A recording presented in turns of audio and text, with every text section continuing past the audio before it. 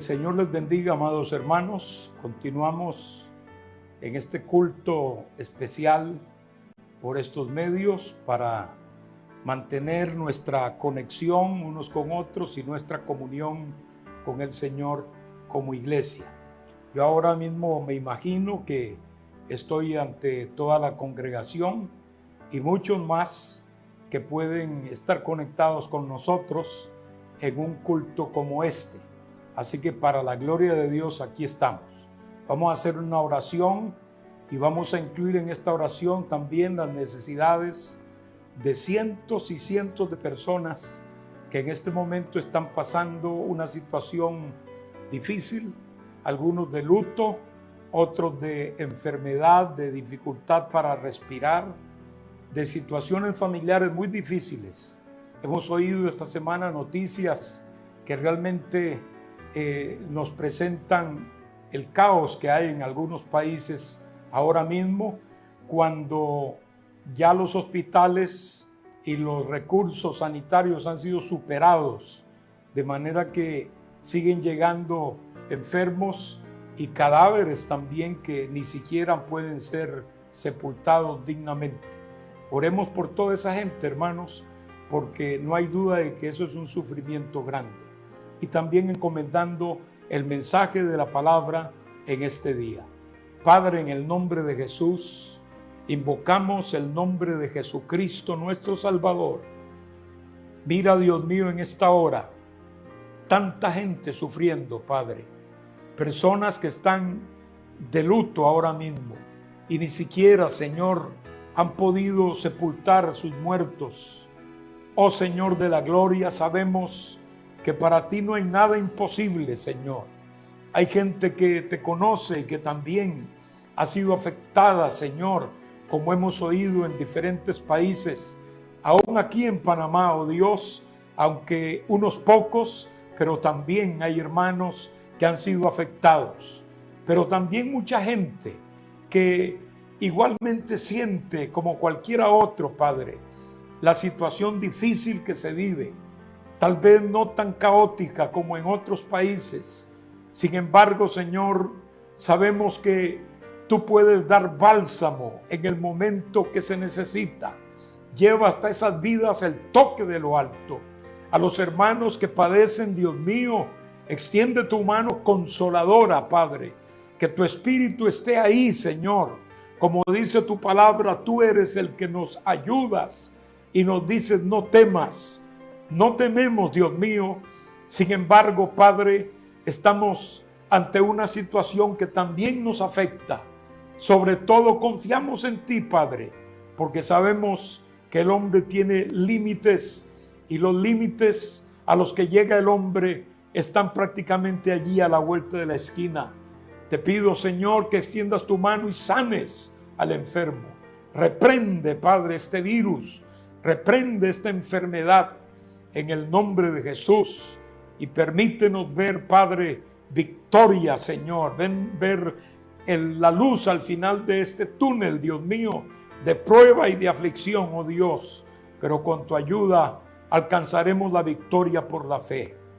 Ahora te pedimos que nos hables por esta palabra, Señor, que la misma edifique a tu pueblo, Padre, que está hoy allí atento frente a su televisor o frente a su computadora o celular, compartiendo, Padre, como un solo hombre, en un solo espíritu, Señor, este culto para mantener la vida espiritual activa, Señor, y poder edificarnos unos a otros en el amor de Jesucristo.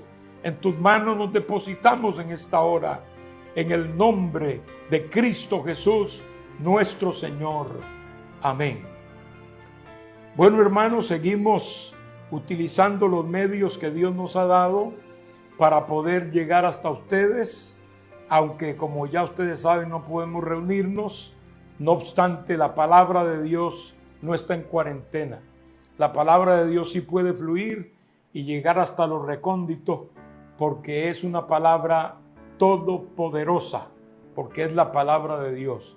Así que gocémonos en las circunstancias y démosle gloria al nombre de Cristo. Leo para ustedes en Primera de Tesalonicenses, capítulo 4, unos versículos, empezando en el versículo 15, en el nombre del Padre, del Hijo y del Espíritu Santo.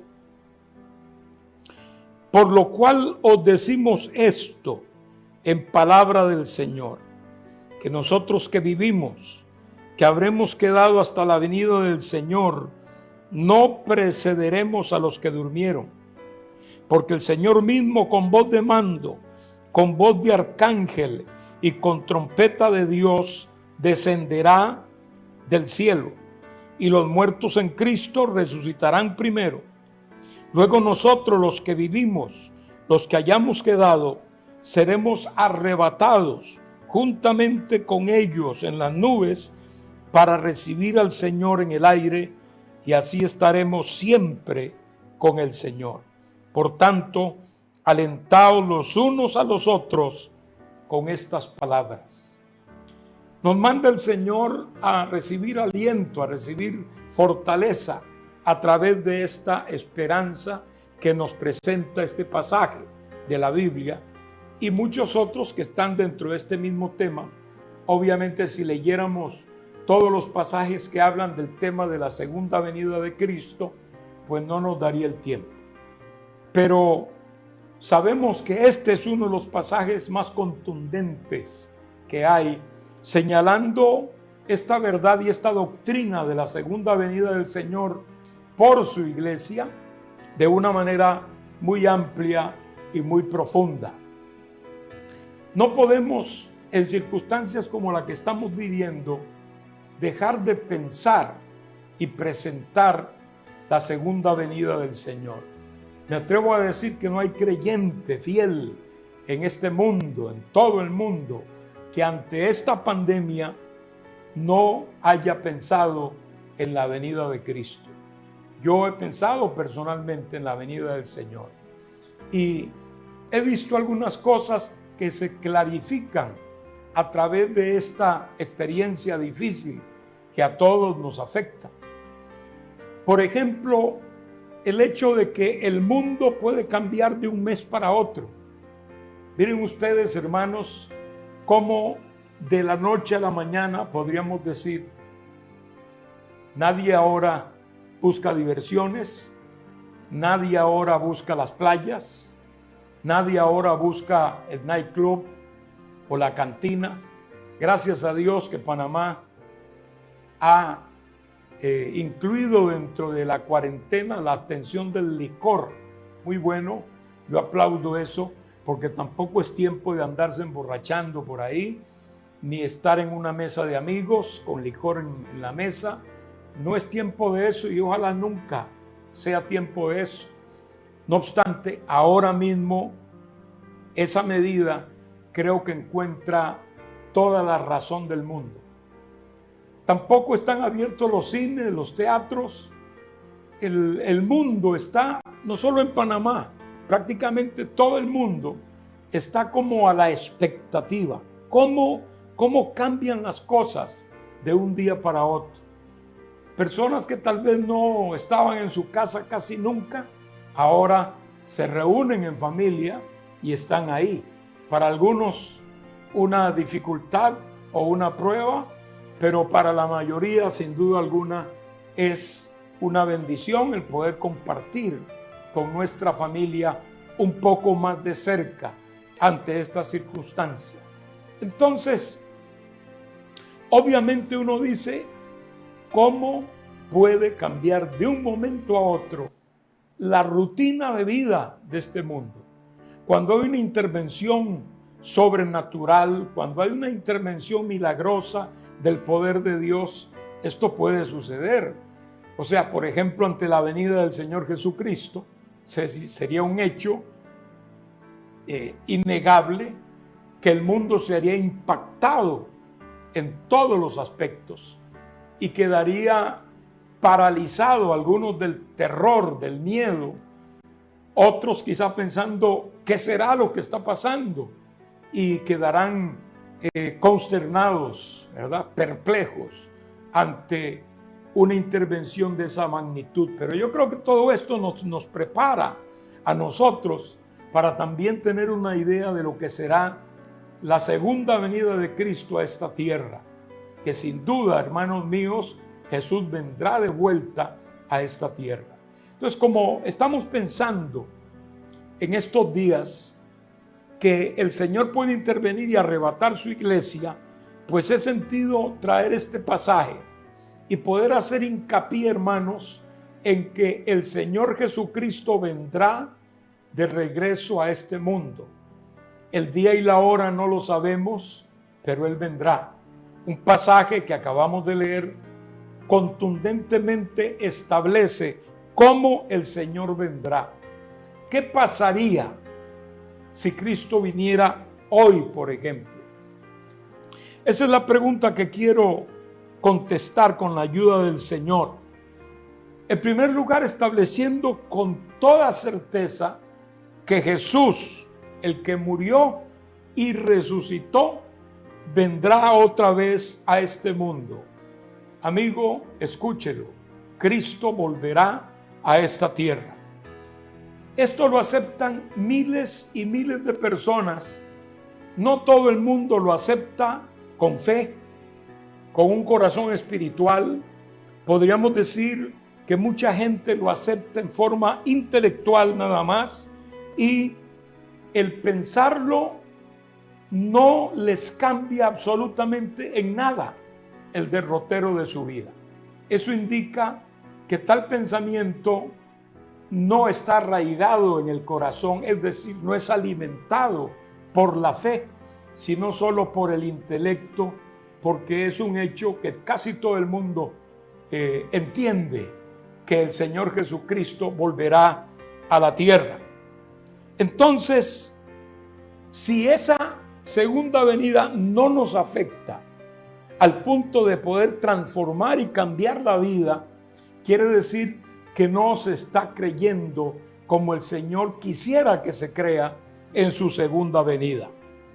¿Cómo, por ejemplo, ajustaría usted su vida si supiera que Cristo viene hoy? Si viene a tal hora del día de hoy, antes que termine este día, ¿cómo afectaría eso su vida? Es una pregunta que es importante que tengamos respuesta para ello. Hay señales que deben hacernos percibir hoy en día que la venida del Señor se acerca. Y la iglesia de Cristo, que tiene esta esperanza desde el principio y que es estudiosa de la palabra y de la profecía, sabe que hay señales que se han estado cumpliendo con mucha claridad y que algunas de ellas son vertebrales, diríamos, son cardinales en cuanto a la profecía bíblica y su cumplimiento. Por ejemplo, tenemos a la nación de Israel como una nación, como un país, desde el año 1948. Es una profecía que tenía milenios, porque por más de 2000 años Israel permaneció fuera de su tierra. Y proféticamente, si usted lee, por ejemplo, Ezequiel 37, nos narra que Israel tendría que regresar a su territorio.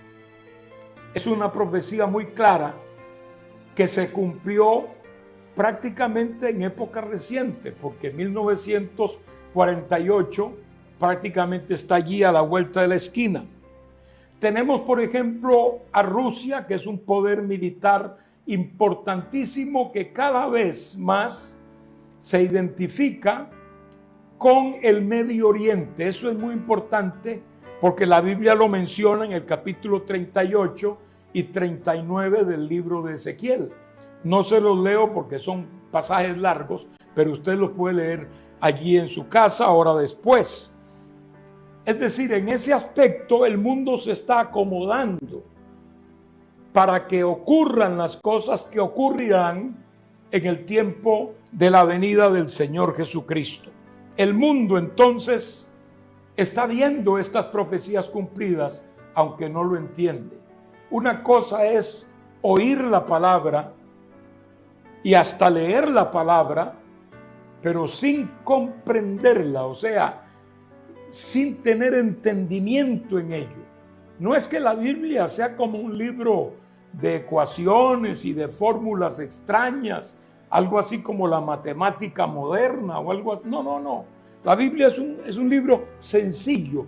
Dice lo que dice y así tiene que ser interpretada. Dice lo que dice y punto. El hombre se enreda cuando quiere ver otras cosas que no dice la Escritura. Quiero decir con esto que el hecho de no entender la profecía de Dios no es porque no esté clara, porque no sea entendible o porque algunas personas tengan una fórmula especial para poder interpretarla. No se trata de eso. Se trata es que tiene que ir acompañada de entendimiento, de querer comprender los planes de Dios para que entonces esa palabra produzca fe en nuestra vida. Si no, lo único que va a producir es un conocimiento intelectual, pero no fe, que es lo que se requiere para una verdadera comunión con Dios. De acuerdo al capítulo 13 de Apocalipsis, que nos habla de la aparición del anticristo en el mundo, hermanos, podríamos decir que el mundo hoy en día está prácticamente preparado para la aparición de este hombre de pecado, hijo de perdición, como dice la Biblia, que es o que será el anticristo, que gobernará el mundo por unos años, precisamente antes del establecimiento del reinado de Cristo en la tierra.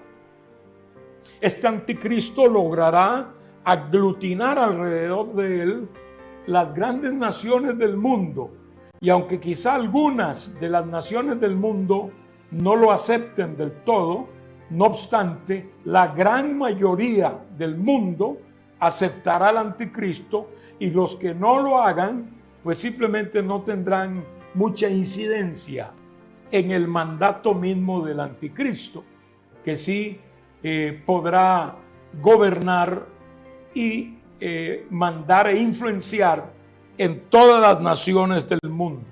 Allí está claro, hermanos. Ahora que estamos nosotros viviendo este tiempo y que la información corre como ríos en estos días, uno dice, bueno, ¿cómo es que el anticristo pondrá la marca sobre la gente en frentes y manos, y que si no tienen la marca, el nombre o el número de él, nadie puede comprar ni vender, nadie puede negociar, nadie puede comerciar? Hoy es una realidad, hermanos. Nosotros estamos viendo cómo el mundo fácilmente, entre comillas, puede ser controlado por una mente sin duda ingeniosa, como la Biblia habla del anticristo, que será entendido en enigmas, resolverá grandes problemas de la humanidad y por eso el mundo lo seguirá. Hoy en día vemos que la sociedad está preparada para la aparición de un hombre que pueda controlar el mundo y particularmente el comercio, al punto de que si no se tiene su permiso, su imagen, digamos su patente, no se pueda comprar ni vender. Además de eso, tenemos señales en la naturaleza, como dice Mateo 24, versículo 7, cuando dice que habrán nación contra nación se levantará, habrá pestes, terremotos y hambres por el mundo. Estamos viendo una peste mundial en estos días que también nos afecta a nosotros, que es también parte de esas señales. Alguno dirá, bueno, eso lo crearon por allá unos científicos de mente maligna. No importa de dónde venga, lo cierto es que es una señal de Dios para que el mundo despierte. Es como un campanazo divino a la historia actual para que el hombre piense más en Dios. Y yo creo que muchos están haciéndolo. Hay mucha gente que está temerosa de Dios. Yo me he gozado de varias cosas en esta situación. Por ejemplo, de oír personalmente, digo, por los medios, pero oír yo mismo presidentes decir: yo doblo mi rodilla delante de Dios. Yo digo, eso es bueno. Y es al fin de cuentas lo mejor que podemos hacer. Y cuando viene de parte de un mandatario, de un político importante, de un presidente y otras autoridades, pues yo digo, eso vale el doble, porque esa persona puede influenciar positivamente a multitudes y que la gente de verdad se acerque a Dios.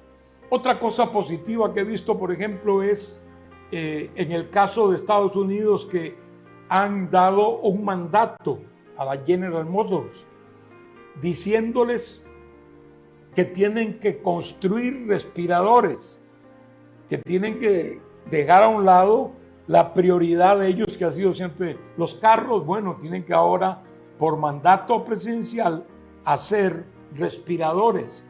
Muy bueno. Igual que en Israel. En Israel acabo de tener esa noticia. La empresa que hacía los misiles ahora está haciendo respiradores para atender los enfermos de esta terrible enfermedad. O sea, cosas positivas, ¿no? Cómo también estos conceptos cambian. Me acordaba yo de la profecía de Isaías que dice que en el tiempo del Señor ya no se prepararán más para la guerra, sino que en lugar de armas, lo que harán serán implementos agrícolas, como palas, picos, azadones, y sin duda la maquinaria que se usa para desarrollar la industria agrícola. Y esto nos ha enseñado que sí, de verdad eso puede ser, eso es posible. Cuando vemos que grandes empresas dedicadas a las armas o a otros productos más banales pueden de pronto tener la oportunidad de hacer cosas necesarias e importantes para ayudar a la humanidad. Todo esto, hermanos, que la naturaleza nos está diciendo hoy en día, tiene implicación profética. Terremotos, tsunamis, clamor de la gente, como dice la Biblia, el bramido del mar, que en la palabra es el gemido de las naciones. O sea, todo esto indica que las señales de la segunda venida del Señor están actualizándose hoy. Ya no tenemos que hablar tanto de lo que va a suceder, ya podemos decir de lo que está sucediendo. Pero la pregunta que haríamos es: ¿por qué no ha venido? ¿Por qué todavía el Señor no ha venido? ¿Y qué pasará cuando Cristo venga? En 2 de Pedro capítulo 3, del 1 al 16, tenemos esa respuesta. Y la Biblia empieza diciendo ahí: el Señor no retarda sus promesas, según algunos la tienen por tardanza, sino que es paciente para con nosotros, no queriendo que ninguno perezca, sino que todos procedan al arrepentimiento. Y también dice allí que vendrían burladores, que dirían: ¿cuándo se va a cumplir la promesa? Porque todo sigue igual. Hay muchos que hacen esa pregunta hoy y que creen que Dios anda apurado porque ellos estén incómodos, o que Dios va a trazar las cosas según a ellos les incumba. Es decir, si ellos están preparados o no, que Dios tendrá que esperarlos de alguna manera. Pues no. La Biblia dice que el Señor es cierto, Él no retarda su promesa. En primer lugar, no la retarda. Quiere decir que cuando llegue el momento, el Señor vendrá. La Biblia dice que hay un día y una hora ya señalados, obviamente en el arcano divino, porque esa no es una profecía que esté a disposición de ningún hombre, ni siquiera de ningún ángel. Jesús lo dijo con mucha claridad: no es algo que el hombre pueda saber hoy. Sin embargo, el día está establecido. Cuando llegue ese día y llegue esa hora, se cumplirá la venida del Señor. No obstante, La paciencia del Señor es grande hasta hoy. Yo puedo decir que doy gracias al Señor porque Él me esperó también a mí. Si hubiera venido antes de que yo aceptara a Cristo, allá en la década de los 60, pues yo me hubiera perdido. Mejor que no vino en aquella ocasión. Entonces estoy agradecido con que Él no vino en ese tiempo. Eso es lo que cada amigo debería pensar. Dele gracias a Dios que todavía el Señor no ha venido y que usted todavía tiene también la oportunidad de buscar al Señor y usted, querido hermano, de consagrar más su vida al Señor. Los hombres pueden fallar en sus promesas.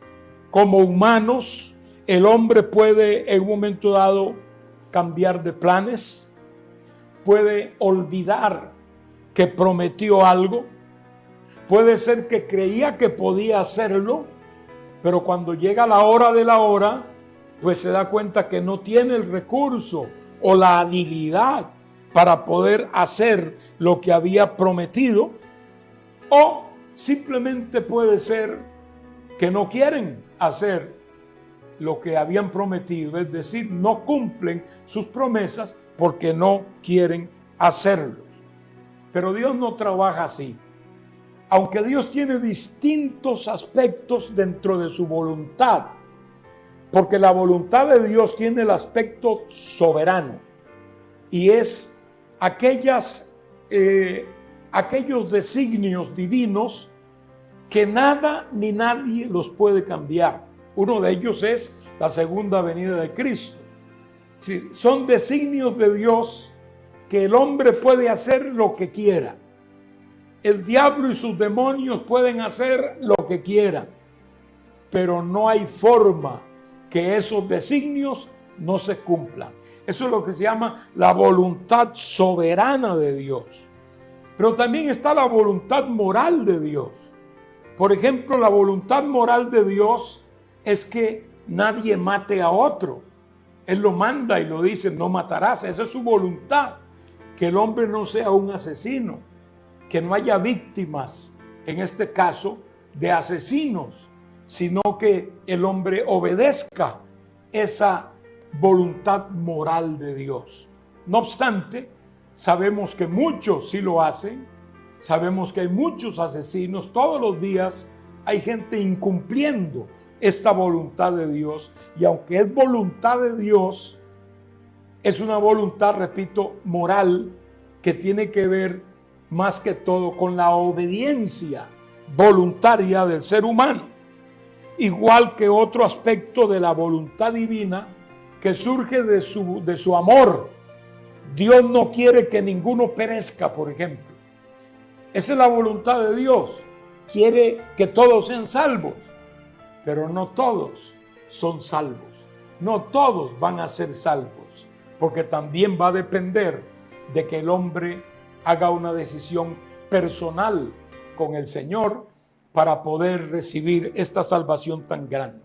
Pero repito, hermanos, la voluntad de Dios se llevará a cabo en este mundo y los designios divinos van a cumplirse en esta tierra, y no hay forma, no existe forma en que esos designios sean interceptados o sean direccionados distinto o que cambien su parecer. Por eso es que si el Señor dice que Él vendrá, puede tener toda la seguridad que Él vendrá. Ahora, si Él viniera hoy, le voy a decir qué es lo que va a pasar de acuerdo a la Biblia. No es mi razonamiento, no valdría de nada. Pero de acuerdo a la Biblia, en el pasaje que hemos leído, noten lo que lo habla muy claro. Dice aquí, capítulo 4 de Primera Tesalonicenses, y estamos en el versículo 16 o el 15, por lo cual os decimos esto en palabra del Señor, que nosotros que vivimos, que habremos quedado hasta la muerte del Señor, no precederemos a los que durmieron, no precederemos a los que han muerto. O sea, nosotros nos uniremos a los muertos en Cristo que serán resucitados. Note que la Biblia dice que no es que todos los muertos resucitarán. No, estamos hablando de los muertos en Cristo, de los creyentes, los que han muerto en la esperanza viva de la segunda venida del Señor. La Biblia dice: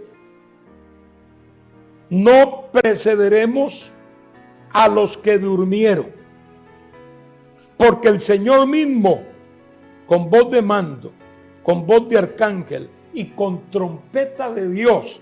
Aquí nos dice que el Señor vendrá con voz de mando, con voz de arcángel y con trompeta de Dios. En otras partes la Biblia habla también claramente que habrá una trompeta que anunciará el arrebatamiento de la iglesia. Será una trompeta que podrán escuchar aquellos que hayan muerto y que estén ahora mismo en el descanso esperando la realización de su esperanza en la cual murieron, que Cristo vendría por ellos, y la oiremos todos los creyentes en Cristo. La Biblia lo dice claramente. Entonces habrá una voz de mando. Cristo hablará, como cuando le dice a Juan en el capítulo 4 de Apocalipsis: sube acá. Se lo dice desde el cielo. Y Juan inmediatamente se vio en el Espíritu y se vio en el cielo. Así mismo será con la iglesia cuando el Señor le hable y suene esa trompeta. Luego dice: y con trompeta de Dios descenderá del cielo, y los muertos en Cristo resucitarán primero. Ese es el orden. Luego nosotros, los que vivimos, nosotros, los que hayamos quedado, seremos arrebatados juntamente con ellos en las nubes para recibir al Señor en el aire, y así estaremos siempre con el Señor. Es decir, se va a producir primero la resurrección de los muertos en Cristo. Las tumbas se abrirán. El sepulcro de un cristiano, por encima del luto y el dolor y todo lo que quiera uno que puede padecer como humano, pero por encima de todo eso está que es un lugar de esperanza. Para el cristiano es un lugar de esperanza. Y no es una cuestioncita de un rito religioso que viene a apaciguar un poquito los ánimos decaídos. No. Estamos hablando de una doctrina clarísima en la palabra de Dios, que abunda en escritura y que es muy, pero muy antigua y viene desarrollándose a través del tiempo, hermanos míos. Es una de las esperanzas más claras que hay para el cristiano verdadero. Entonces, una vez que resucitan los muertos en Cristo, nosotros seremos transformados, porque no es con este cuerpo que podemos llegar allá. La Biblia dice que este es un cuerpo mortal. Seremos revestidos de un cuerpo inmortal. Este es un cuerpo corruptible. Seremos revestidos de un cuerpo incorruptible. Este es un cuerpo temporal. Seremos revestidos con un cuerpo eterno para la gloria de Dios, conforme el cuerpo del Señor Jesucristo cuando Él resucitó. Entonces, este es el orden, ¿verdad? No es algo que el hombre pueda decidir o inventar. Está claro en la palabra qué es lo que va a pasar ahí. Suena la trompeta, hay una voz de arcángel, los muertos resucitan primero, ¿verdad? Y luego nosotros, los que vivimos, seremos transformados y nos juntaremos con los que han muerto en Cristo, que ya irán en el aire. Nos juntaremos con ellos para entonces estar con el Señor, pero no un rato. Estaremos con el Señor por siempre, y por siempre es por siempre. De ahí para adelante, la unión de Cristo con su iglesia será permanente y eterna.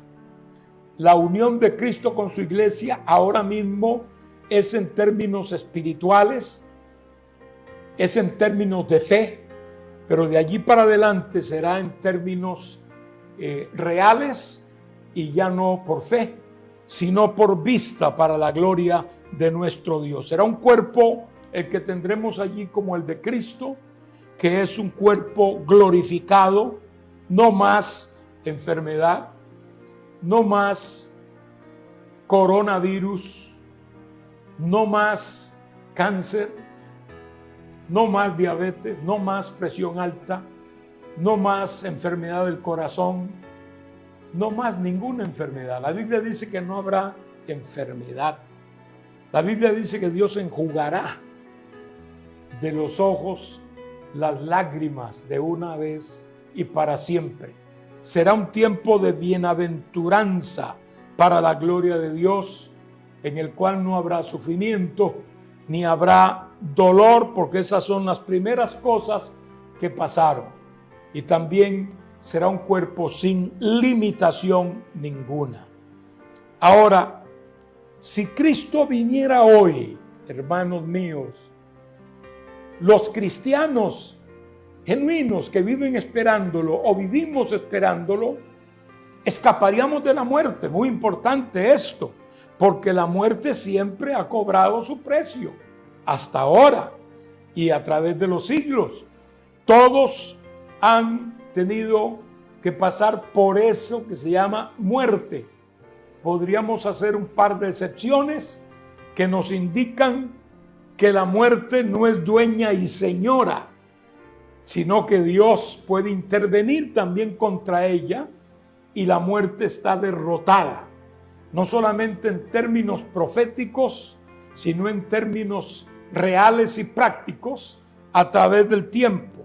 Pero la gran derrota de la muerte será cuando la iglesia de Cristo se una con cuerpos resucitados uno y cuerpos transformados otros en los aires con nuestro Señor. Tenemos, por ejemplo, que Adán murió, el primer hombre, un hombre, diríamos, perfecto. Falló y dejó la perfección, obviamente, pero un hombre perfecto, físicamente preparado para la eternidad. Sin embargo, murió, igual que murió Abel, igual que murió Matusalén, el hombre más viejo, de 969 años, pero también murió, llegó el momento en que tuvo que morir. Moisés, el hombre que Dios usó de una manera sobrenatural y maravillosa para sacar a Israel de Egipto y luego guiarlo por el desierto, ese gran caudillo de fe, también tuvo que morir. Y de hecho estaba muy bien físicamente cuando murió. Sansón tenía mucha fuerza, pero su fuerza no impidió que él también muriera, ¿verdad? Igual podríamos decir que Salomón, aunque fue un hombre muy sabio, la sabiduría no le alcanzó para escapar de la muerte. Igual podríamos decir que hombres de cualquier talla, no importa quiénes sean. En estos días hemos oído que hay reyes y reinas, príncipes y princesas que han caído lamentablemente víctima del virus del COVID-19. O sea que el virus no respeta ni reyes, ni nobles, ni plata, ni pobreza, no respeta hombre o mujer, no respeta a nadie. El virus, que es un virus de muerte, pues está llevándose a quien encuentra por el camino. En otras palabras, eso indica, hermanos, que así como este virus y todo el mundo está expuesto a él, asimismo la muerte como tal es algo que todo hombre y toda mujer está expuesta. ¿Qué se necesita para morir? Solo estar vivo, nada más. Y los demás, pues bueno, todos candidatos a la muerte. Entonces, hoy en día, todavía siguen muriendo los hombres. Nunca se acabará esto. En el libro de los Hebreos, capítulo 9, versículo 27, nos dice: está establecido para los hombres que mueran una sola vez y después de esto, el juicio. Sin embargo, aquí dice En Primera de Corintios capítulo 15, versículo 51, hablando de la muerte, dice: no todos moriremos, no todos dormiremos, como dice aquí. Antiguamente podíamos mencionar de Elías, un profeta que no murió, Dios se lo llevó, y Enoc, recién después de Adán, séptimo, la Biblia dice que anduvo con Dios y Dios se lo llevó, desapareció porque Dios se lo llevó. Es decir, hubieron dos hombres en la antigüedad que no vieron la muerte. Hubo otros que resucitaron, pero fueron personas como en el ministerio del Señor que resucitaron y luego volvieron a morir, obviamente. Quiere decir que la muerte siempre estuvo sobre ellos. Pero de Elías y de Enoc, la Biblia dice que no vieron muerte. Pero esto es solo una profecía y un ejemplo de lo que Dios puede hacer con la muerte. La muerte, que es el peor enemigo nuestro ahora mismo, ¿verdad? Ella y el diablo, Señor los reprenda. Pero la Biblia dice que la muerte será derrotada. El último enemigo, el postrer enemigo que será derrotado será la muerte. Y estas personas resucitadas y estas personas que no murieron son un testimonio poderoso contra ella de que la muerte no puede tampoco hacer lo que quiera y que está sujeta a la soberanía de Dios, amados hermanos. Por eso es que cuando la iglesia oiga esa trompeta y oiga esa voz de arcángel del Señor Jesucristo, diciéndole a todos muertos en Cristo y los que estemos viviendo, suban acá, no habrá muerte que pueda resistir el impacto de esa autoridad. Cristo tiene un nombre que es sobre todo nombre, incluyendo la muerte, incluyendo el infierno, incluyendo el diablo. La soberanía y el poder de Cristo es mayor, para gloria del Señor. Entonces se cumple esa palabra: no todos moriremos. Los creyentes que estemos presentes cuando suene esa trompeta, no moriremos, sino que venceremos aún la muerte en términos físicos. Otra cosa que podría ocurrir si Él viniera hoy, ya para concluir, es lo que nos dice Primera de Juan, capítulo 2, versículo 28. Y ahora, hijitos, nos dice, permaneced en Él, para que cuando se manifieste tengamos confianza, para que en su venida no nos alejemos de Él avergonzados. Es decir, habrá quienes se avergüencen el día que el Señor venga. ¿Qué siente usted al pensar en la segunda venida del Señor? ¿Siente confianza? ¿Siente seguridad? ¿Está en paz con Dios? ¿O hay una situación que le estorba? Por ejemplo, hay quienes están dedicados solo a lo material. Estos días de esta situación que estamos pasando nos han demostrado que lo material no es lo que realmente se necesita esencialmente hablando. Es decir, lo material es importante, los negocios son importantes, el dinero tiene su importancia, pero no es lo más importante, no es lo que está en primer lugar. Hoy muchos podrían ofrecer toda su hacienda, toda su fortuna ante esta amenaza y eso no los salvaría, porque no es eso lo que puede ayudarles. Delante de Dios, hermanos, para poder estar listos, tenemos que darle prioridad a las cosas de Él. Lo demás viene después, pero nunca debe robarnos nuestra fidelidad al Señor. Los negocios, los trabajos, el dinero, lo que Dios pueda suplirte, las bendiciones y éxitos que puedas tener en la vida, considéralos una añadidura nada más, pero no concentres toda tu vida en eso, sino que tenga al Señor presente. Ten presente que Él viene a este mundo y que todo lo que tengamos aquí abajo, sea mucho, sea poco, se va a quedar. Nada de eso va a subir con nosotros.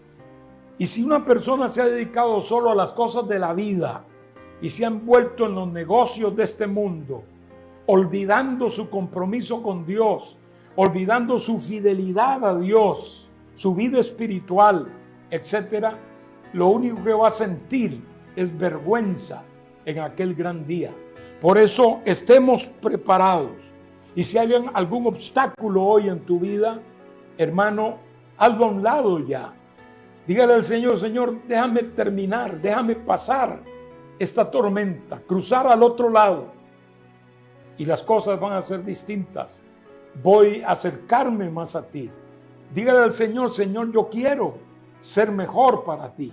Hermano, Dios escucha esa oración. Si hay oración que Dios escucha, es aquella donde se hacen votos delante de Él y se hacen promesas para la gloria de Dios. Yo quisiera orar una vez más por las necesidades de todo el pueblo de Dios. Hay escasez tal vez, hermanos. Las cosas no están normales como es lógico, pero pidamos al Señor que Él nos saque adelante. Vamos a orar por los enfermos, vamos a orar por los debilitados, vamos a orar por los que no tienen nada. Vamos a ponerlos hoy en las manos del Señor. Les invito a cerrar sus ojos para que oremos. Padre eterno y Dios del cielo, una vez más invocamos tu santo nombre, pidiéndote, Señor, por aquellas vidas necesitadas de ti. Mira aquellos que tal vez se han descuidado, Señor. Te pido que los levantes, que todas estas circunstancias, Dios mío, puedan crear inquietudes espirituales. Levanta al caído, Padre. Mira aquel que está perplejo, que no sabe hacia qué dirección mirar, Señor. Ayúdalo, condúcelo, Dios mío. Que tu Espíritu Santo esté trabajando en los corazones, Dios mío. Reprende toda obra diabólica que quiera capitalizar este tiempo difícil. Reprendemos toda obra satánica en el nombre de Jesús y proclamamos el señorío de Cristo. Bendice al que está enfermo, ayúdalo, sánalo, Padre. Reprende toda astucia del enemigo y toda enfermedad que haya hecho presa, Padre, de esa vida. Aumenta la fe, Señor. Te rogamos en el nombre de Jesucristo que des victoria a cada hogar, Padre. Suple cada necesidad, Señor. Abre camino, Dios mío, aunque fuera en medio del mar, Padre, porque para ti no hay nada imposible. Y suple a tu pueblo en estos tiempos en que es difícil, Señor, por la situación que estamos pasando. Pero nuestra vida sobre todo se fortalece en ti, Señor. Tú eres el que nos ayudas. En ti esperamos, Señor, en todo tiempo. Gracias te damos en el nombre de Cristo nuestro Salvador. Amén. Que Dios les bendiga, queridos hermanos y amigos.